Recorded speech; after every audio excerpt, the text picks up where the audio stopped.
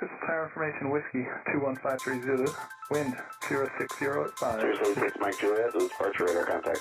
Hazardous weather information from Minnesota available on flight service frequency. You've dialed in the Flying Midwest podcast, connecting aviators from across America's heartland, sharing news, information, and events from around the region.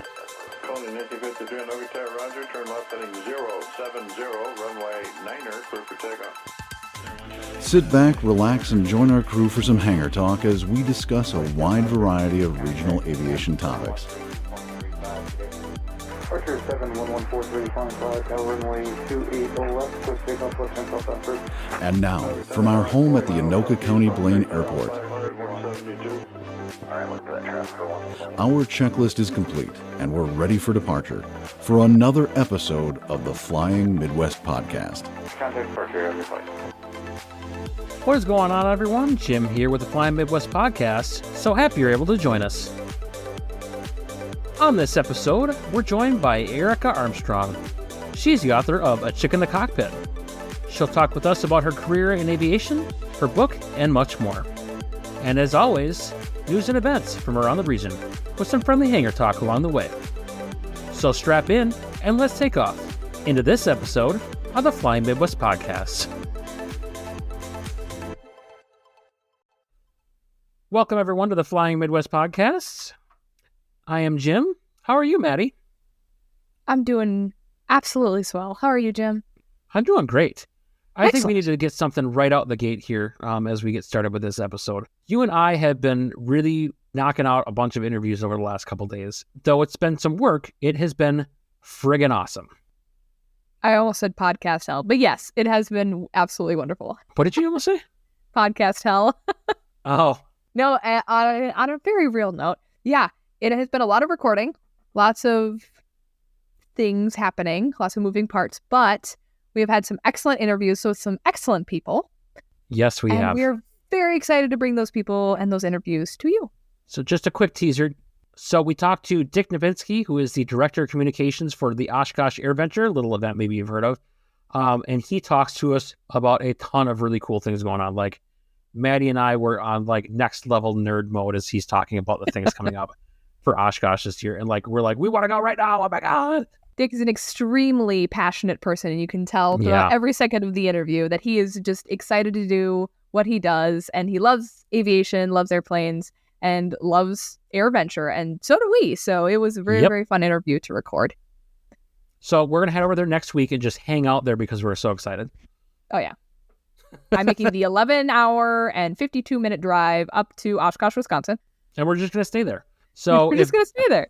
if Dick is listening to the episode before his episode, if you could like have a place set up for us, maybe a couch pull out or something like that, we'll just hang out there until the show starts. Under I don't the have my night hotel sky. open until like the days of the event. So appreciate that, Dick. And then we talked to the one and only Richard McSpadden yesterday. That was quite the interview. Wow. Yes, it was. We talked with him about the Thunderbirds, his role with Air Safety Institute, some of the really cool things they've got coming up in the future. So we're excited to bring you that episode too. Jim and I both nerded out during different moments of that interview. So Oh, that for was sure. exciting for us, for sure. And I was stationed at Nellis at the same time that he was the commander of the Thunderbirds. So I watched him fly an awful lot. And it's not just like watching the Thunderbirds. I watched him specifically as the commander of that squadron flying around. So it was a really cool kind of full circle of aviation moment for me. So I've been watching the Air Safety Institute videos since I started flying. They were all part of my college courses and everything. They have fundamentally changed who I am as a pilot. And I'm sure I'm not the only person who can say that. I'm sure Jim has been affected too. Yes. Oh, yeah. Boy, howdy, am I excited for that interview to be posted. So yeah, the next couple of interviews, look out. We got some good stuff coming. So keep listening. What have you been up to in aviation over the last few weeks? I've been flying a little bit, but not a lot. The weather here has been nuts. Like Has it? Florida level pop-up thunderstorms every day for the really? last week. Huh. Yeah. Well, Been that's a bummer. absolutely nuts. I've been doing a lot of ground. Got to teach VORs today to an instrument student. Good grief, that was a struggle. So I haven't been doing a ton of stuff, but Trevor, who is unfortunately not here with us tonight, That was a good segue. Thank you. Oh my God, thanks.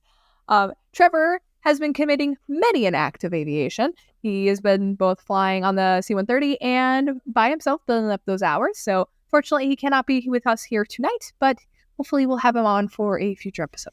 So I was at an event this past weekend, the Blaine Burger Bash, and I met a couple of listeners at that event, and we actually talked a little bit about Trevor. And I think it's important for us to note kind of in this space of the podcast, because Trevor is still definitely a part of the podcast. He's just been so busy with trying to build up his hours. He's got a really serious goal of trying to make it to the airlines fairly quickly, and he is just knocking out the hours like crazy. So he's made that his priority, and when he's not flying, he's hanging out with his family. So we certainly respect that direction that he's going. When he can join us, he certainly will.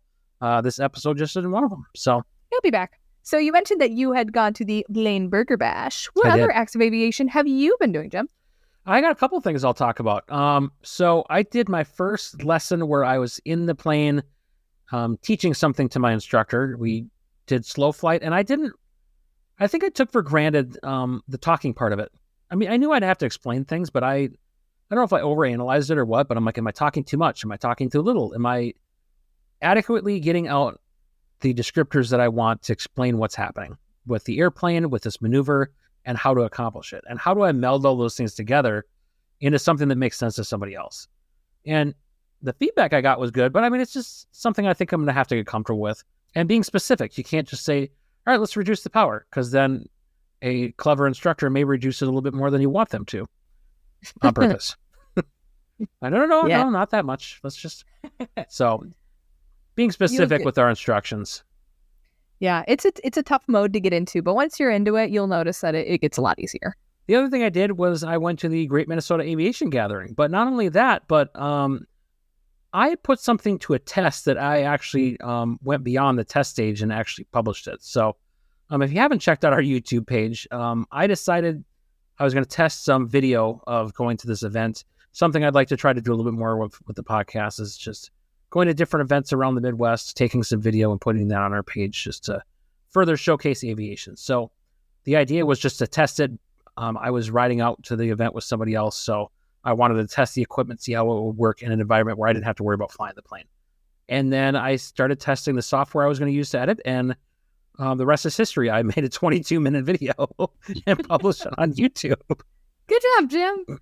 So I'd like to do more content like that, as well as maybe checking out some of the cool like airports and things that are around the Midwest. I know one area that I haven't gotten to that I want to is Fagan's Fighters out in Granite Falls. I want to get out there and check out that museum and maybe chronicle that flight. Maybe fly out to Madeline Island one weekend.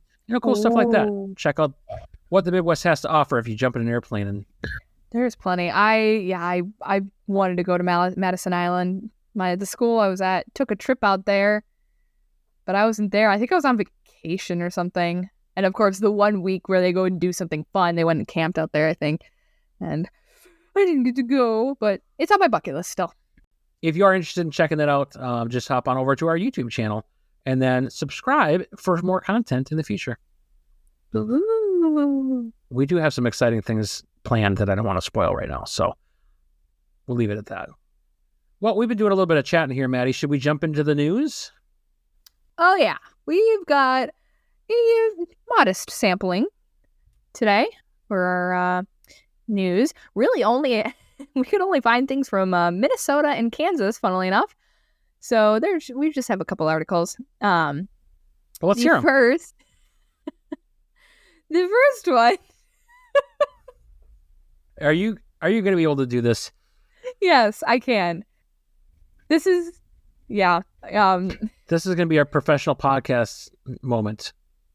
Starting in Minnesota, and I have to say it like this, so if you're sensitive about bodily fluids, do not listen for the next couple minutes. It's a bird. It's a plane. Nope. It's poop.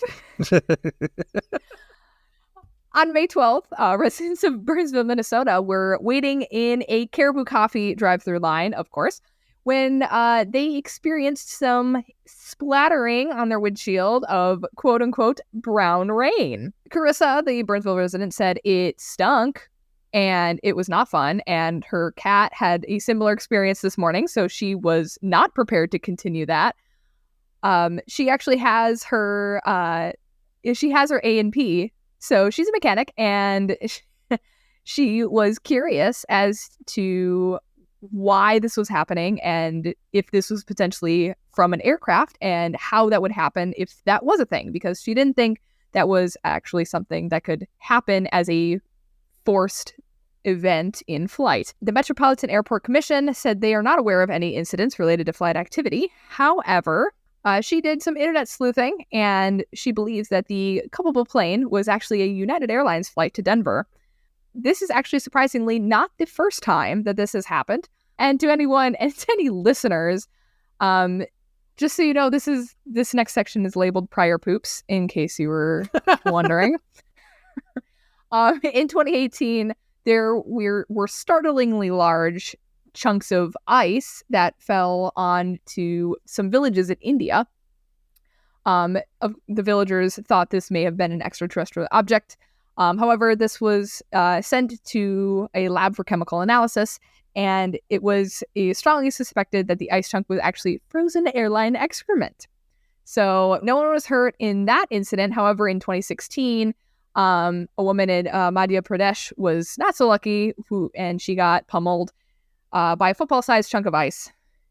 She was just chilling in her house, so nobody's safe. Be careful out there, guys. Nobody's safe. In 2012, a Long Island couple were covered in sludge, quote unquote, as a plane flew overhead. Another couple in England reported an incident where pungent, quote, blue ice hit their roof, broke apart, and landed on their heads. So is this intentional? No, obviously not. Airliners, planes in general, do keep human waste contained. However, leaks can happen. Sometimes it melts and sometimes it doesn't. So it depends on how large the leak was and how, with the altitude of the aircraft and the temperature, of course.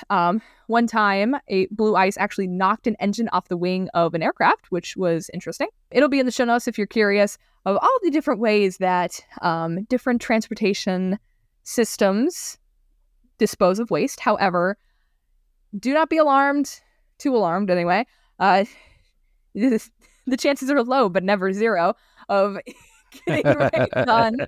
However, this is not an intentional thing. Leaks do happen, but it's similar, to an oil leak or something. Things, unfortunately, break. All right, moving on. Still staying in Minnesota. Before we move on, though, I think it's important to...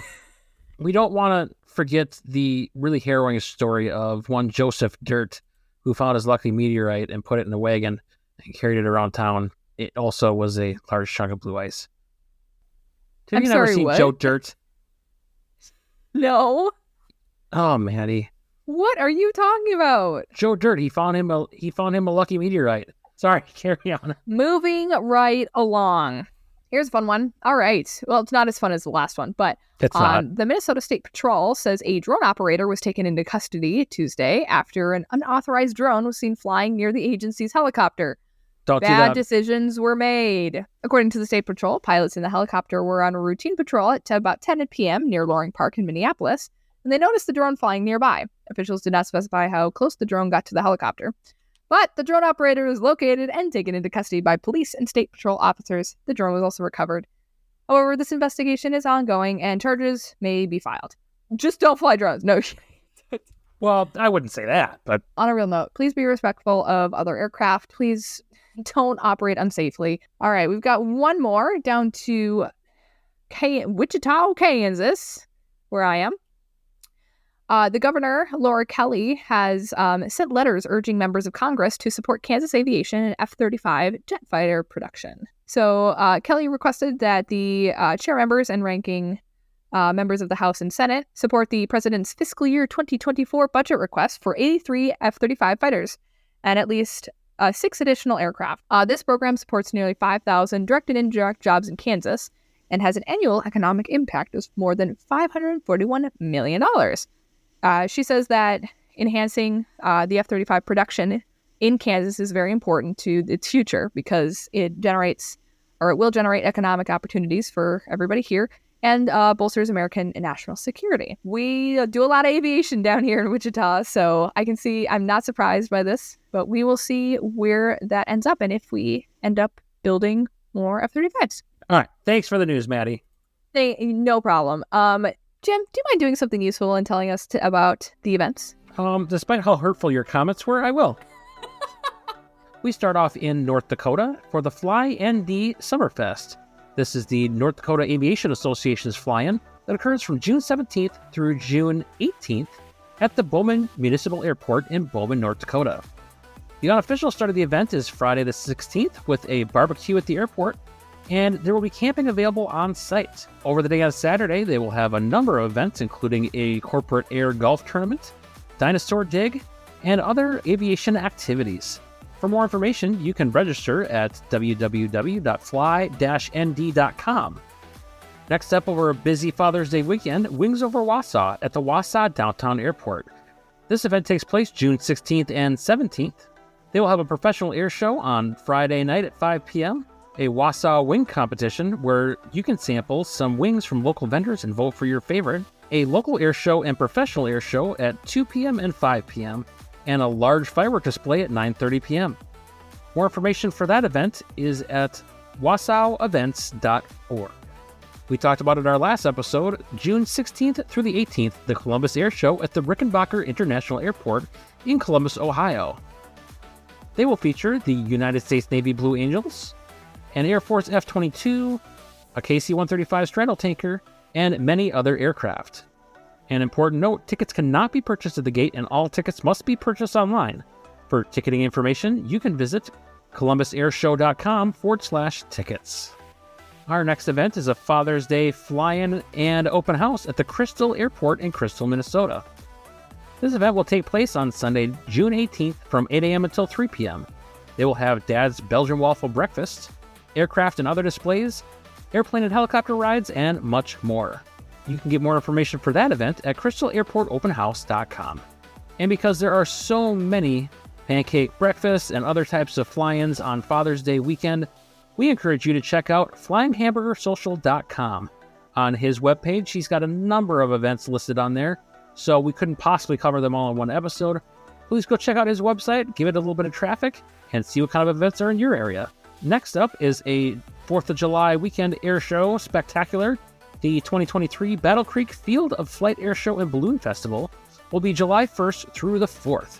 They have a spectacular lineup, including the F-22 Raptor demo team, a Super Hornet demo team, A-10 Thunderbolt Heritage Flight, and many, many more.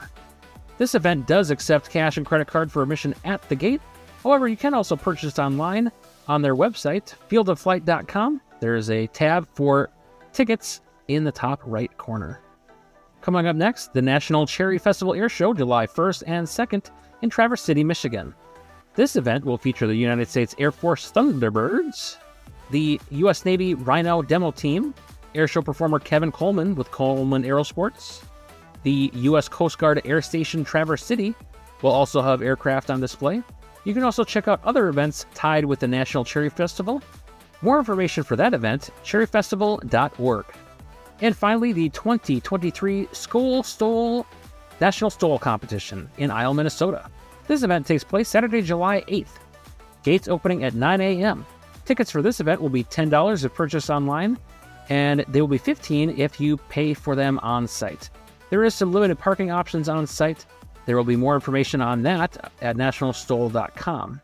And that will do it for this episode's events. Well, Jim, thank you so much for that wonderful recount of the events coming up in our region. You bet. So I think that we have to brainstorm this a little bit before we come up with some witty ad space name. We've tossed around paying the hangar rent, filling up our avgas tanks, and before we park it for this episode, we got to pay our ramp fees. So if you like any of those, just let us know. But for now, we're going to go. Should we go the professional route today? Yeah, that's probably for the best. Probably for the best. All right. So before we get into our episode, the interview with Erica, the author of Chick in the Cockpit, quick word about Lightspeed Aviation Products and Flying Eye Optics. So I've been a faithful Lightspeed owner for the last decade. Lightspeed headsets continue to change the game with their new Delta Zulu headsets. This newest headset has their best ANR to date, superior comfort, and durability that you would expect from a Lightspeed headset. They're also introducing some groundbreaking technologies. This headset will deliver audible warnings to you by measuring cabin carbon monoxide levels that helps keep you and your passengers alert and safe. The Delta Zulu is also the first headset to adopt a UAC plug, allowing you to connect other devices directly to the headset for charging, data communications, and auxiliary auto. If you already have a Lightspeed headset and want to upgrade, you can check out their website for their trade-up program. For more information, we will put our affiliate store link right in the show notes for you to jump in, support the Flying Midwest podcast, and check out Lightspeed Aviation. We also want to talk about our newest affiliate, Flying Eye Optics. They are a really popular aviation sunglasses company that you see all over the internet right now, and we're excited to have them as a sponsor and be an affiliate for them. So if you've been flying long enough, you've dealt with those sunglasses that don't just fit well under your headset. Flying Eyes have been designed by pilots for pilots. Flying Eyes are made with a super flexible and extremely lightweight patented material that allows the temples to conform to your head instead of curving around your ears. They're easy to put on and take off while you're wearing your headset, and the flexibility of the temple material and shatterproof polycarbonate lenses make these glasses really hard to break. Listeners of the Flying Midwest podcast can get 10% off with our coupon code FlyingMidwest10. Hop on down to the show notes, check out our affiliate link for Flying Eyes, and in your purchase, make sure you use that coupon code to get your 10% off. There. We have covered our affiliate program. Excellent. Jim, thank you for helping us pay our hangar rent this episode. I would like to welcome to our humble podcast, Erica Armstrong, or as she's better known on the internet space, a chick in the cockpit. Erica is a social media personality and also has written a book and is working on another one. Her book is named as her title, A Chick in the Cockpit. She has an extensive aviation background. She started actually in Minnesota at Flying Cloud Airport, which is Trevor and I's home airport, which is very fun. She joined the 99s very early on. She worked a plethora of aviation jobs, including flying King Airs and 727s. Nowadays, Erica finds herself as an aviation professor at MSU Denver, and her specialty is in aircraft systems and propulsion, instrument fundamentals, commercial operations, and aviation fundamentals. Erica is a wonderful advocate for pilots and especially women in aviation. Without further ado, welcome, Erica, to the Flying Midwest podcast. Yeah, nice to talk to you Minnesotans back there. I miss hearing the Minnesota accent, so thank you for that. You're very welcome. That's all I know. So we aim to please here at the Flying Midwest podcast. Yeah, we're going to jump right into the Fast 5 questions. Are you ready? I think so. I'm buckled up. All right. First question. Favorite Midwest destination? Ooh. Yeah, we were just talking about Park Rapids. I loved flying into the Park Rapids airport. It was so weird to have this really nice high-tech airport in the middle of nowhere in northern Minnesota. So, that's one of my more favorite places in the Midwest. Love that airport. I don't think I've ever been. Well, you're going to have to go, Maddie. It's a very nice FBO there, too. So, question number 2. Favorite aviation book that you have not written? I haven't written. That's no fun. Yeah, then. I had to put the disclaimer on there. That's actually seriously why I wrote a book about aviation, because there wasn't a lot of books that I like to read. There's a lot of histories, that I've read, tons of them. I think I've read every aviation history book, but not a lot of stories. So that truly is the trigger for me wanting to write the book, is that I didn't read a lot of books I like to read. That's how you solve that problem. So your favorite aviation book is still your book? Yeah. Good answer. I'm going to accept it. Question number 3. Favorite aircraft that you've flown? Ooh.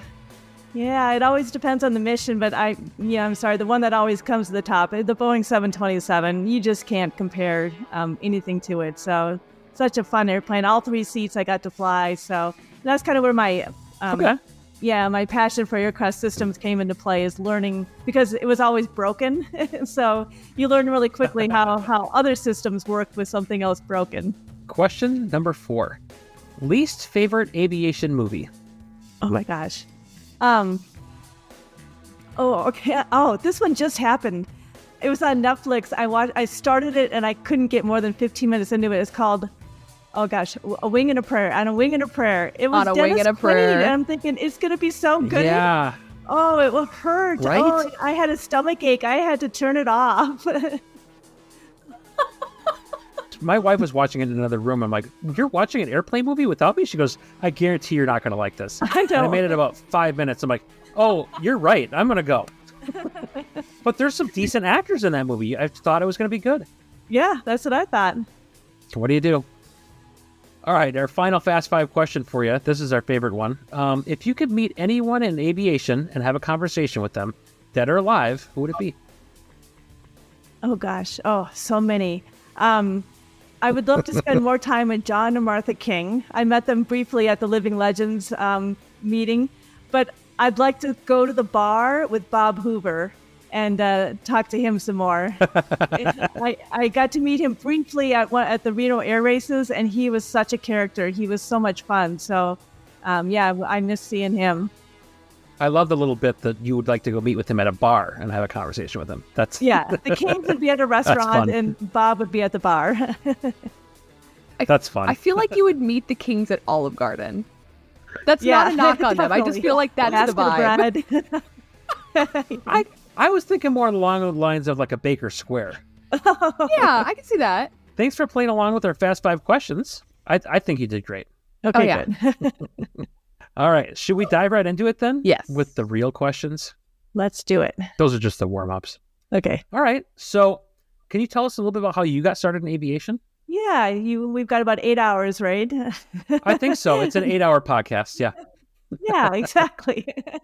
No, I'll give you the 30-second version here. So, no, I became a pilot by accident. I was in college at the University of Minnesota, and didn't really know what I wanted to do. I was in journalism, didn't know what I wanted, but all I knew is I was out of money. I didn't have enough money, so I was just looking for another job that fit into my schedule. And of course, aviation has got crappy hours, and so there was a front desk position at the Flying Cloud Airport, just for the front desk customer service girl. And so I took this job just because it fit into my schedule, and started learning about the industry, and just I had no idea all this existed, especially business aviation, that whole segment of aviation, that most people don't know about. The interest got started. All the line guys were flying. I'm like, these guys aren't rocket scientists, so I'm going to go next door and see what they're learning. And took one lesson, and I was hooked. Went there, got hooked up with the 99s and the Red Cross. 900 hours single engine flying with them got me into the right seat of a King Air, flying charter, air ambulance. Yep, those were the days. And just took off from there. 28 airplanes I flew before going to the airlines, and that's my aviation in a nutshell. That is quite the nutshell. Yeah. Wow. Okay. So where did you do your flight training? So at the Flying Cloud Airport, it was general aviation services. I did most of it. Okay. So all the Beechcraft, the sports, the Sundowners. That's cool. Yeah, all the low wing stuff. Because I live in Colorado now, and nobody knows what those airplanes are. So, but I worked at a Beechcraft dealer. The whole Beechcraft line is where I learned. That's so cool. I have a Sundowner. I love that thing. I did most of my training at Flying Cloud, so this is very cool for me. Oh, very cool. Yeah. Granted, it was, a couple years ago, but... And mine was a couple more years ago than that. Probably. I would like to know a little bit more about how the 99s influenced your flying career as a whole. Yeah, I tell you what, in this industry, networking is everything. And it's gotten so much better. There's so many other ways to network. But back then, really, the 99s were the only women organization out there. And thank goodness. One night I was studying at the airport. After 5 o'clock, it gets really quiet. So I had my books out. And this woman walks in. I'd never met her before. She used to cuss and swear like a truck driver.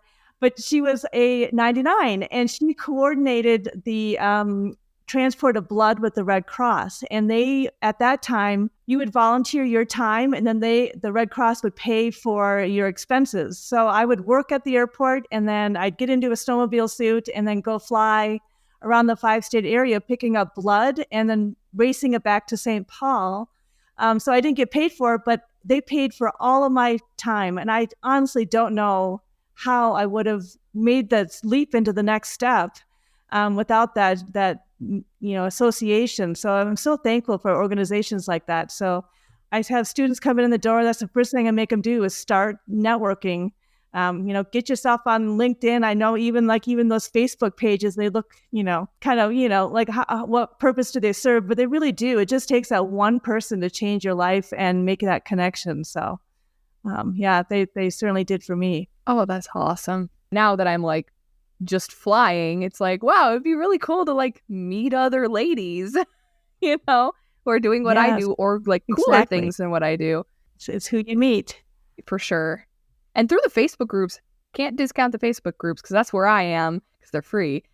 But I've met there's an a lady air traffic controller that I now know, and we're going to go get coffee once she's done with initial training. Like there's so many people out there that you wouldn't know. It's like, oh, you're a pilot or you're involved in aviation. You just don't know. And it's cool that it's like, oh, you can make all these connections with just like a click of a button now. It's very cool. So when you started with flying, did you know that you were going to make a career of it? After probably, 50 hours, it was just full throttle. I knew that's what I wanted to do, especially when I was starting to meet, watching these nice new shiny corporate jets pull up in front of the FBO. Man, looking out there, I knew I wanted to get there. Working at the airport changed my perspective on everything. I think it would have been even harder if I was working somewhere else and not seeing that, because it's a long slog to get to the paid pilot position. Sure. And you lose your mojo about 800 hours, and to be able to continuously be associated and see that carrot dangling out there was kind of what kept me going. But I think most pilots start off wanting to be an airline pilot. That's the reflex to say you want to go to the airlines. But there's so many more opportunities now that didn't even exist maybe 10 years ago in business aviation. I'm just watching that segment, especially during COVID, it really got used more than it ever had before. A lot of companies that maybe would have sent their executives first class decided to charter aircraft, and they'd never done it before. But then there's also a driver to justify it and actually buy aircraft. And so you're just seeing this expansion in business aviation. And it's kind of a segment of the reason why the airlines kind of have a pilot shortage, a qualified pilot shortage, is some of these people now, they're staying in the pipeline for business aviation. But yeah, that makes sense. I definitely have an interest in charter. And that was coming from somebody who said, yep, airlines. And then my parents are still like, hey, you should go to the airlines. And I said, but what about slightly smaller jets for rich people? I'm sorry, but if you put me in a Gulfstream and fly to Australia, and then put me in a little regional flying to Detroit and St. Louis, and, it's a whole different kind of flying. So, you got to kind of understand yourself and your own personality to really make you aware of what's going to make you happy. You go to the airlines and you're commuting for years, unless you want to move to your base. And I had 6 bases in 2 years. So, there's, it makes a difference in your work-life balance. Yeah, that's something I value a lot. And it's not everybody's thing. Like my sister will do anything for the bottom line. Like she will work herself to death in order to buy that pair of shoes or, whatever the goal she has. She has loftier goals. She's going to do better than me in life. But, she does that, and that's perfectly fine. Like quality of life is not necessarily something that she puts at the forefront. But yeah, that's definitely, I think, a consideration that I think a lot of people during COVID kind of shifted a little bit to that. I think it's the people who didn't like doing that anyway. It's like, do I really want to be doing this? And I don't like it. I think there's other things. And so kind of shifting, and that works with the business side of aviation because that was growing anyway. Is it, if it's still growing in that capacity still? Right. Well, and look how much your life changes. I'm teaching students who are coming out of high school, and you tell them, someday you're going to get married and have kids. And they're like, oh, hell no. And so, you get on this pathway and you put the blinders on, but all of a sudden life happens. And then all of a sudden you're trying to balance trying to commute and a family and all this stuff. So, now that I've spent all those years in business aviation and then at the airlines, so I have a contrast. I can see that difference. Don't tell the airlines this, but I really prefer the business aviation side of it. You're watching salaries now that are so much better. A lot of the companies have airline-like schedules and, seniority and benefits and tell you what, they're doing a good job of luring these pilots into that business sector and keeping them there. That's a pretty big deal. I know quality of life has really transformed in all aspects of the aviation industry in the last, 10, 20 years. To have charter almost the same as airlines, like that's a pretty big feat. Yeah, that's significant. So you mentioned something that brought up another question for me. So as you started moving through your aviation career, what was your trajectory like? Now, you talk about working both in the business side as well as the airline side. So what was your progression? My trajectory was furloughs, layoffs, aircraft getting sold. Truly, they were overnight changes. And, in that moment, you're devastated. You think, oh my gosh, I'm completely off track. But now when I look back, I'm like, oh, thank goodness. I'd been working for a charter company. And I also did pilot services for the same company, but I got hired on in another company as captain on a Citation, went to school, I had to go jump in the pool at the Embassy Suites and show them how to do the raft and all that, and the cold pool. I did all their training. The phone rings a couple days later. I'm thinking it's my first trip, and it's them telling me that they sold the airplane. So I'm out of a job, just like that. So, I've been laid off and furloughed, and all of those events that happen in aviation. And that's, it wraps back into that networking thing and knowing and being connected and hearing about job openings, because in business aviation, I'd say probably maybe 70 to 80% of the jobs are never posted. Somebody knows somebody and they're like, hey, we've got right seat in the Gulfstream opening up. Do you know anybody? And it really is that back channeling that you have to keep active, because you never know what your job is going to be doing, a month or a year from now. And you could be somebody's boss now, and next year, they're your boss. So never burn a bridge in this industry. Sure. Wow.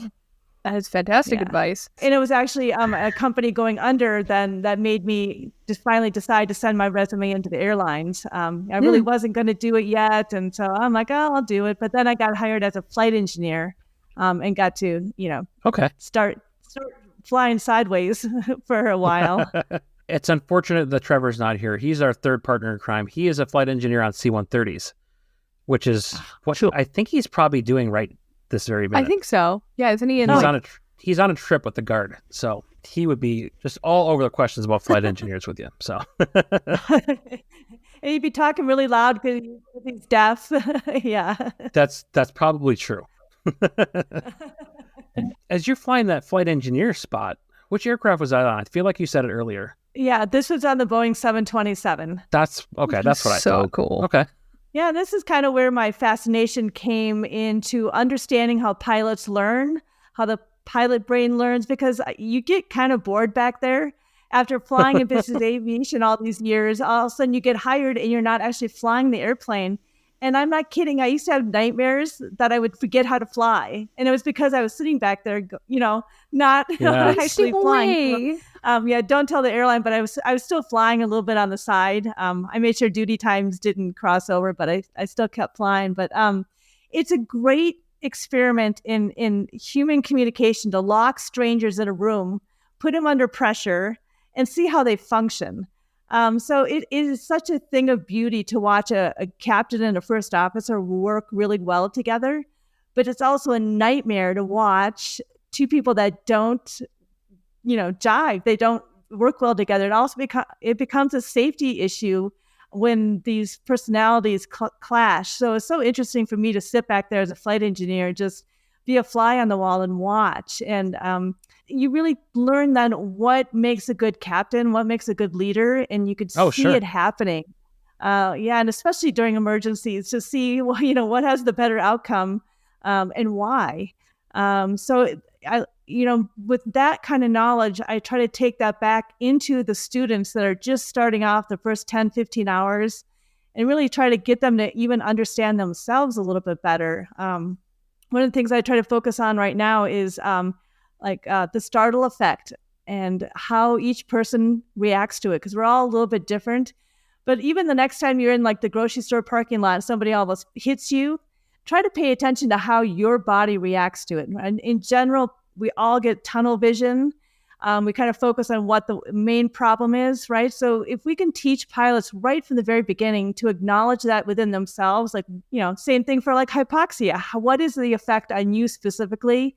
And then what can you do to shake out of that? Whatever it takes for you to do it, whatever the self-talk you need to do to get you out of it. But if you look at accident reports where there's a really high qualified crew, 10,000-hour captain, and they make these strange mistakes, you just know that it's that startle effect that hampered their ability to process those next steps. Because when your tunnel vision comes in and you're not taking in all that information, all you can do is focus on that problem. So if you could start off by verbally acknowledging what's working, immediately say, hey, we've got 2 good engines, but the airspeed's not working, right? Maybe Air France wouldn't have ended up in the ocean, right? If they had just started off the emergency acknowledging what they know for a fact, we've got 2 good engines, all the engine parameters are good, then focus on what the anomaly is, because it's vice versa right now is what we do is we, what's the issue? And a lot of times with automation, we're not reading it right. So just getting a new mindset going in early training. That's really valuable advice, I think. Because I think back even on the stuff that, the small events I've had, you're absolutely right. What's not working, right? Not the what still works. Like we're still flying, Yeah. Yeah, absolutely. I took a human factors class in college, and this is, most of my classes were kind of forgettable. It's, aviation stuff and non-aviation stuff.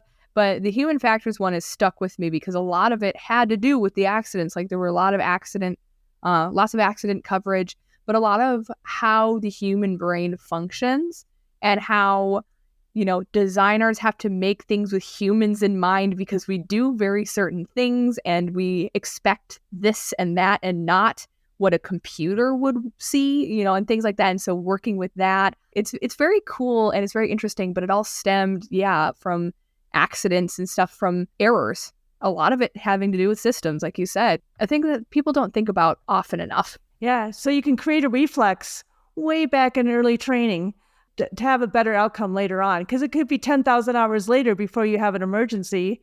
So if you can have it so that it's first nature, second nature, to make your brain think a little bit differently. I think it would definitely affect some of these outcomes. It's like every bit of training that you do, you're putting a deposit into the bank. And if you have to make that withdrawal one day, you better hope there's enough in there. There you go. Exactly. So from flight engineer to the captain's seat, once you get to the airlines, did you have a decent, smooth course to that, or were there more complications and furloughs and stuff like that too? Well, of course, then I got to the airlines. Immediately got based out in Detroit and then Dallas. And so I always took the upgrade, so it's my own fault. So I was always junior on the list.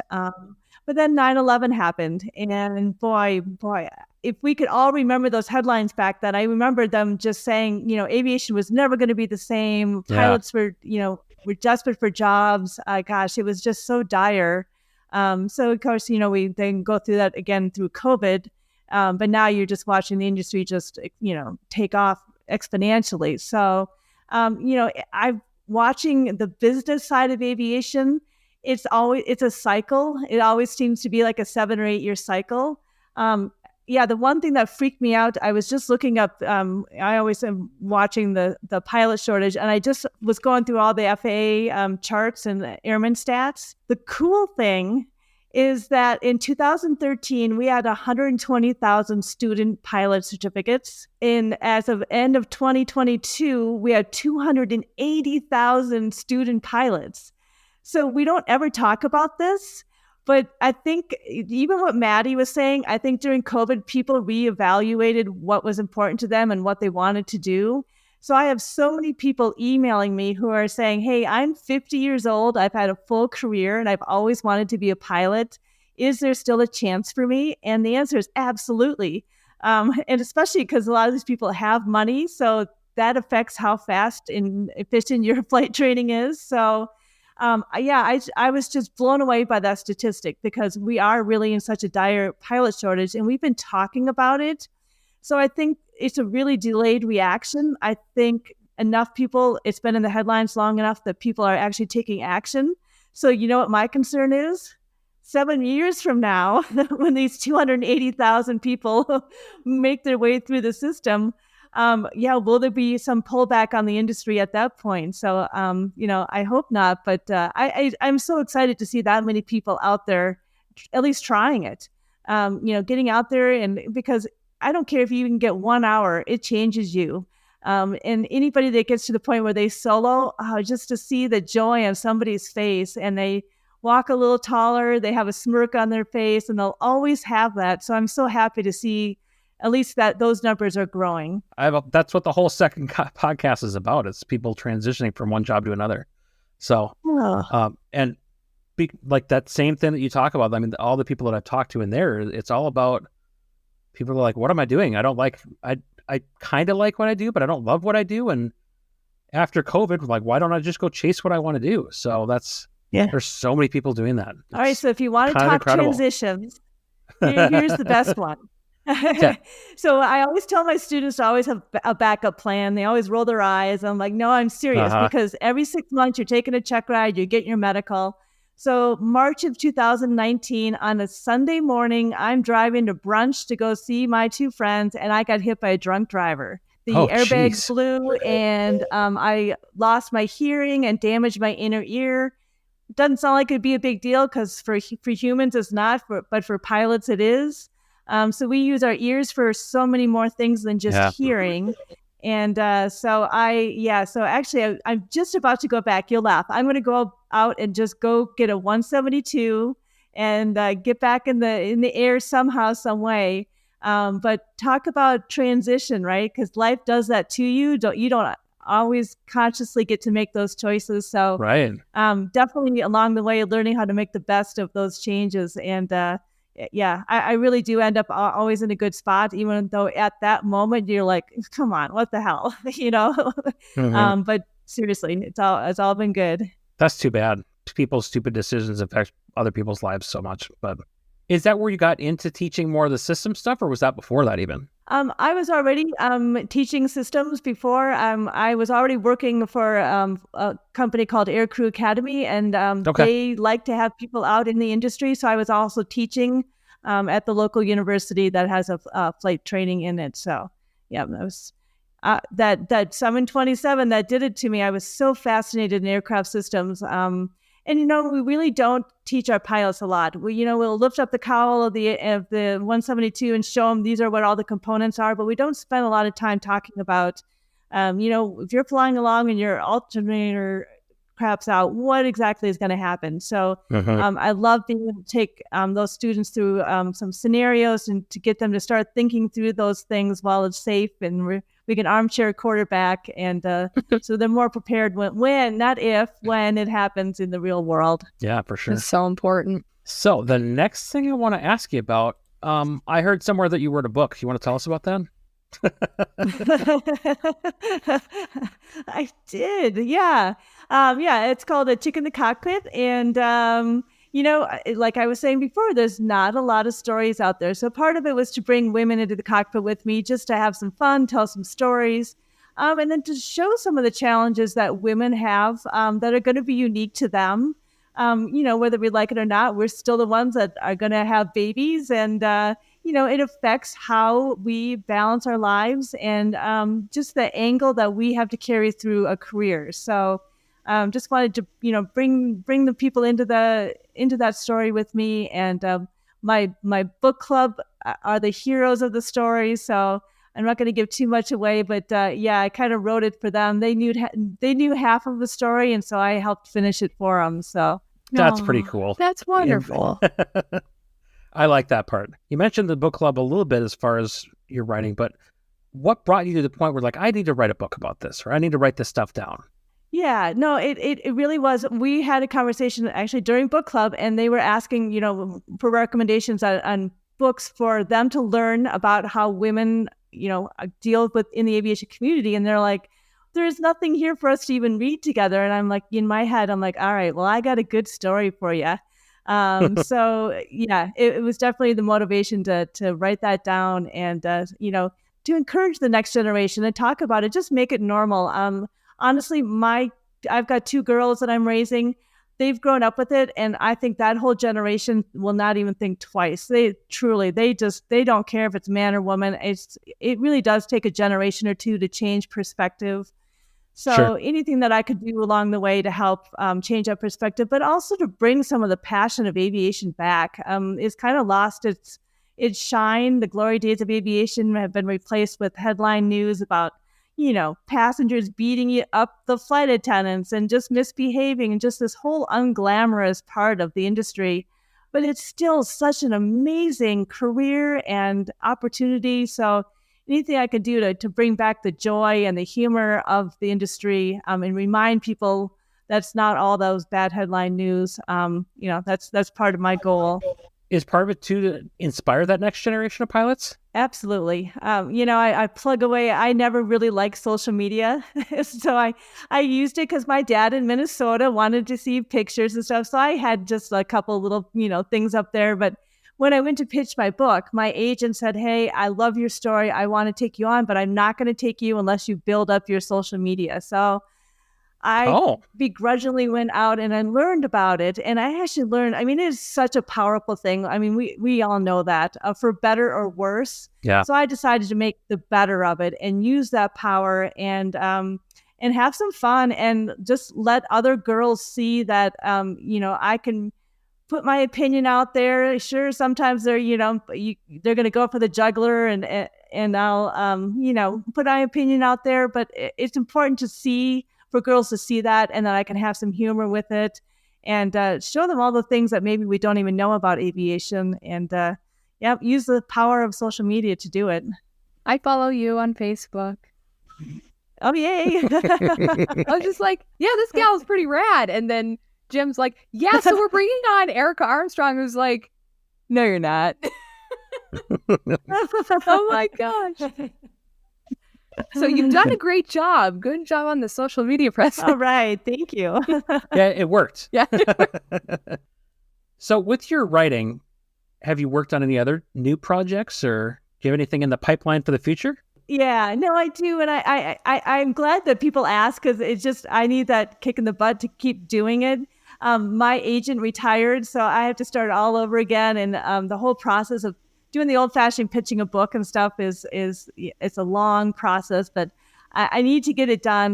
My attention has been a little bit diverted. I have a screenplay written for A Chick in the Cockpit, and I had it sold before COVID. And then during COVID, all the contracts were dumped, so I'm kind of starting over again. But I've been working with a professional screenplay writer, and we're almost done. We rewrote it all again. Now I know why books aren't quite like the movies, but I'm still trying to honor, aviation and get as many airplanes in there as possible. But so that's kind of been my side project attention for the last few months. So we're getting down there. We're going to start entering it back into the screenplay writing contest again and getting it out there. Once that's launched again, I'll try to get the other book out there. So The Art of Being a Pilot, it'll be definitely different than the first book. And I've got about 75% of it written down. I just need to move some stuff around and then start the whole pitching and getting an agent and all that stuff again. Cool. Yeah. Your screenplay can't be any worse than the movie we talked about earlier, so I think you're going to be just fine. That's the bar. I'm setting that as the bar. If it's just slightly better than that, man, I know. No, that bar is so low. It is, I'm sure it's going to be lovely. Well, with all of those things out of the way, should we get to the most important question of the episode, Maddie? Oh, yeah. It's time. Erica, what is your aviation unpopular opinion? Well, if you go to social media, it's like half my posts. People are like ranting about something I've said. Like, go for it. So I think I got everybody's undies in a bundle. When I talk about pilot training, I always suggest, especially when you get to the Part 135 and 121 world, when you're in the full motion simulators, I understand that those things are really expensive. And you go in and you brief before each session. You know when the V1 cuts are coming. You know what failures are coming. So you're in there and it still feels real, but we don't do a lot of like off the cuff type of training. So I really highly recommend that the professional flight training companies have a segment of their training where you take away their checklists. Checklist training is absolutely important. You should definitely know how to use it, but I would love to see, and not necessarily the young student pilots that are coming in there, man, we just, their brains are going to blow up if they have an emergency. So we need them to understand a checklist, right? But now when you're flying your Gulfstreams and your, globals and all that, that's where these complicated systems come into play. So that is where in 10 minutes, you're going to find out really quickly if somebody understands their systems. Give them the airplane, say, I'm going to give you 3 emergencies, layer them up, because in real life, we only do one at a time. And say, this is a non-failure event. We're going to have just some fun. Just see what you can do to fly this airplane in this condition. What do you really need to do? Do you need to fix it? Can you fly it that way? Let the pilot fly these airplanes under these circumstances and just let them see, and then they'll understand, hey, this is something that has to get done before we land, or, just let them go through the whole process as a crew. Because then you'll see how well the CRM works too, because now you don't have the back and forth, and let them screw it up. I mean, it's the most powerful thing you can do is to let somebody all of a sudden realize, hey, I have no idea why, I don't understand the electrical system. I don't understand the fuel system. You'll find out really quick if you take away the checklist. It should be a fun event, non-failure. You can't fail it, have some fun. Whoever loses buys the beers, and just leave it at that. How is that unpopular? It sounds perfectly reasonable. I don't know. No, it's really hard, especially because simulator time is so precious and it is so expensive. And so when you go in there, your operating specifications tell you all the things that you're qualified for. So you have to prove it. You have to do every instrument approach that your company is authorized for. So there's just not a lot of time to get through it. And, your career is on the line if you don't pass these sim rides, these check rides. So pilots really push back, because nobody wants more brain damage while you're in there. That's why we need to set it up as a fun training event, because I had one flight instructor who did that to me when I worked at Northwest, and the last thing of the day, he would shut down all 3 engines, and he'd say, okay, no checklist, get us back to the airport. And I hated it at the time, but I learned so much from those sessions with him. So you don't want to have more pain in training, but it really is a valuable segment. Yeah, the power of messing up is so strong. I like it. Yeah, me too. Make those mistakes there. This has been a very enjoyable experience chatting with you, Erica. We really appreciate you coming and chatting with us tonight. Absolutely. Oh, thanks for inviting me. Anytime I can sit around and talk about airplanes or aviation, you just give a holler. We might just do that again. Oh, yeah. Okay. Time to talk about systems. Let's get Erica in here again. The aggressively Midwestern systems course. See, I like it. I think you meant to say passive aggressively Midwestern. Because that's what we all are. No. Missed opportunity. Maybe don't ever do that with the plane again. That sound about right? Perfect. Awesome. I know. I used to get yelled at all the time because I'd say, "Gear down, please. Flaps 15, please." And the instructor would always say, "Captains don't say please." So I'm like, "But I'm from the Midwest. I say please." So I was always scolded for that. Don't be polite. Did you want to land this time? I'm sorry. No, you do it. I'm sorry. No, you do it. So thanks again, Erica. Yes, thank you so much. Yeah, thank you guys. It was fun.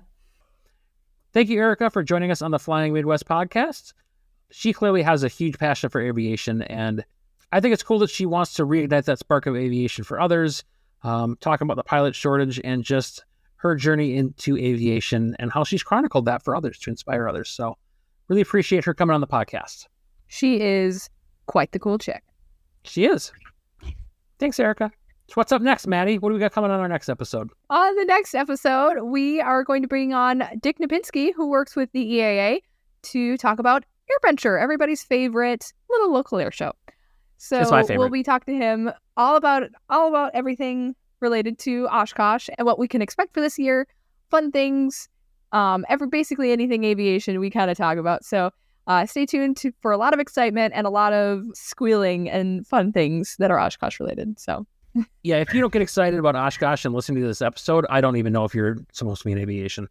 Yeah, we'll be seriously concerned for you. Yeah, you should.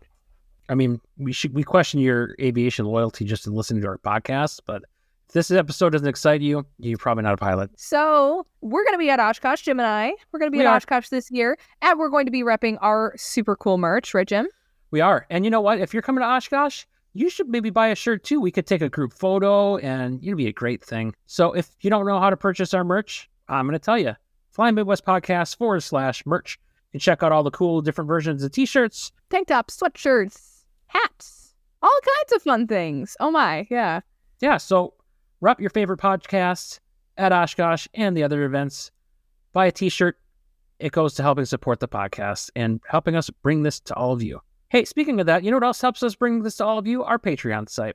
If you want to join that and become a patron, we've got the link down in the show notes. Over on the Patreon site, we've got exclusive content. You'll be able to see some blogs from both Maddie and I. We post some videos on there and early access to some of our content as well. So check that out. It helps support the podcast. Exclusive content starts at as little as $5 a month, and it helps us bring the podcast to all of you. If you want to be a guest on the podcast, you know somebody who you think should be a guest on the podcast, or you have any other questions, comments, concerns, ideas, or goofy jokes, please reach out to us on any of our social medias. Gmail account, Which is? Flying Midwest Podcast at gmail.com. She said with confidence, flyingmidwestpodcast@gmail.com. You see how I did that? You could do it too. Yeah, well, I can't, yeah, maybe. Do it. Hey, you know what? If you got an event, you can tell us about that too. Oh, yeah. We'd love to feature your events. If you got a cool event coming up, let us know. Also, be sure to rate and review wherever you get your podcast. That helps spread the word of the podcast through all the fancy algorithms on the different podcast services. So I think that's all we have for you this episode. So until next time, see ya!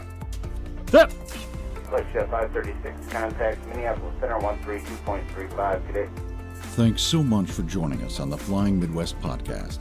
Until next time, podcast service terminated, squawk VFR, frequency change approved. Good day.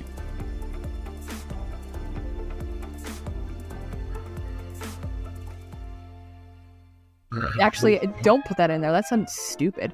No, I think we've all been... So the big deal... No, I wouldn't say the big deal. So the big coal... Oh, big coal. The big colon. Drink some more, Jim. It'll help. How now, brown That's cow. going in the bloopers. How yeah. now, brown cow. Moo. I say dumb things constantly. And sometimes You're I gonna just hear have to that on say, the you know what I bloopers. mean. Yep. Yep. So if you're interested in checking out the video, just jump on our YouTube page. YouTube channel.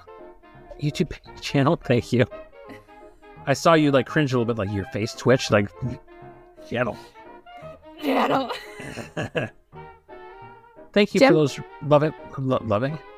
Nope. Thank you for those loving declarations of Thank you for those loving weirdness. stories. I don't think any of those would be categorized as loving. The pooping one, maybe. Trevor's That's not a here. Trevor joke, yeah. Someone's got to pick up the slack. I got you, damn Trevor. I thought about it, and it's like, how do I say this and not sound stupid? How about, so we've got our Erica with interview. All right, hear me out. This is going to be really stupid. No. But hear me out.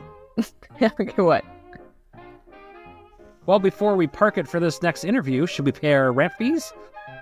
Ramp That's stupid. fees. That is so dumb. In future episodes, we're actually going to sound witty and intelligent. Why can't I finish this? Why can't I say one thing? Oh Wrap my it gosh. up, Maddie. I'm trying. Words are hard. They're hard. Here I go. Here I Here you go. go. Here I go again. Here I go again. That's a different song than I was thinking. Oh. If you have any comments, we would love to see them, hear them, and any input that you might have. Hey, we'll probably even read them on the podcast. If they're funny. Uh-huh. Even if they're not funny, if they're really harsh, we might still read that too. Yeah. Jim sounds like he's gargling. Jim sounds like he's been drinking. He sounds like he's been drinking. We're seriously concerned about his performance. 8 hours bottled to podcast. 8 hours. Rule.